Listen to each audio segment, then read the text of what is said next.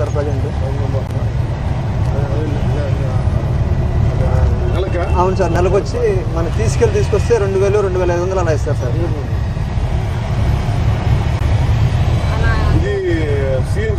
అవును sir, CNG sir. ఈ scooter ఎలా ఉంటుంది? కట్టిస్తా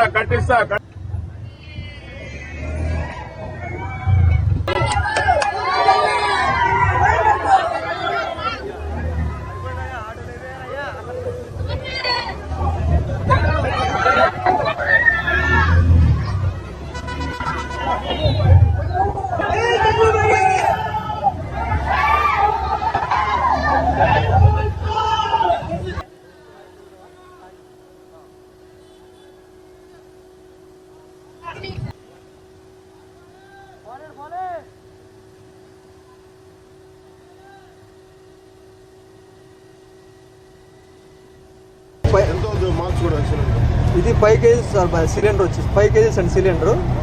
ఇది 5 kgs అంటే మనకి 400 అలా ఎక్కుతుంది సార్. తెలుసు సార్, మీటర్ ఉంటుంది సార్.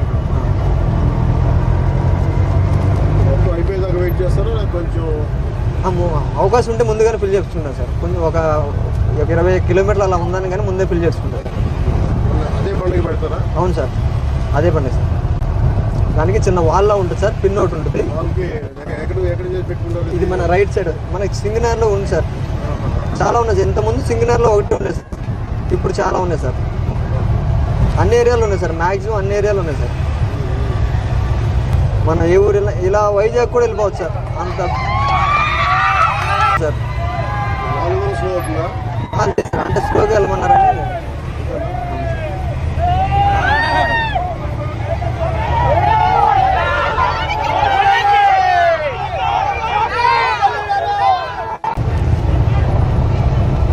కొంతమంది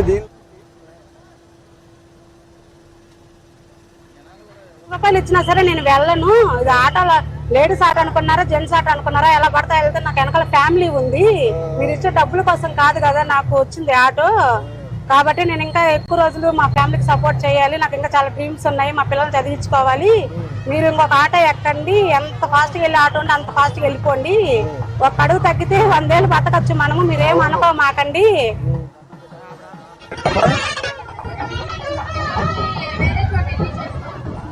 ఇప్పుడు వస్తాయి మా కంపెనీలు వస్తాయి. అమరావతి రాజధాని అయింది కాబట్టి హైదరాబాద్ కంటే బ్రహ్మాండంగా ఉంటుంది అవకాశం. అన్ని అవకాశాలు ఇక్కడికే వస్తాయి.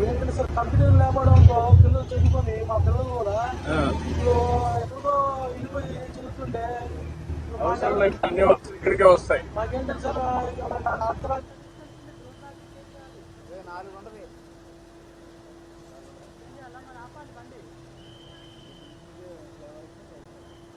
నడిపిస్తారా 12 గంటల? మాక్సిమం నేను 10 వరకు తోలుతాను సార్. రోజుకి 10 గంటలు అంటే 10ంటికి వస్తాను. ఆ పిల్లల్ని దింపుకొని ఇంట్లో క్యారేజీలు పిల్లల 10ంటికల్లా నేను స్కూల్లో క్యారేజీలు ఇచ్చేసుకొని ఇంట్లో మా సార్ చేస్తారు సార్. అంటే ఇంక అన్ని నేను ఒక్కదాన్ని అంటే నేను అలసిపోయి వస్తాను కదా, నాకు రెస్ట్ ఇవ్వాలని చెప్పి తను అర్థం చేసుకొని తను వంట చేస్తారు. చక్కగా కూరగాయలు కోసి ఇవ్వటము, అలా ఒకరికొకరము సపోర్ట్ చేసుకుంటూ ముందుకెళ్ళాం సార్. మా వారికి ఎలాంటి అలవాట్లు కూడా లేవు, అందువల్ల చాలా హ్యాపీ అన్నమాట.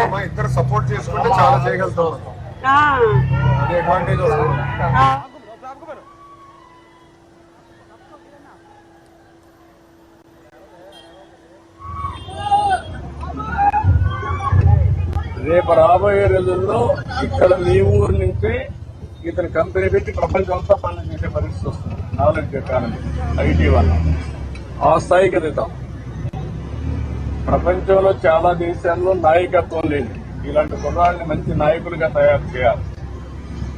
ఇప్పుడు ఆయన డ్రైవర్గా ఉండి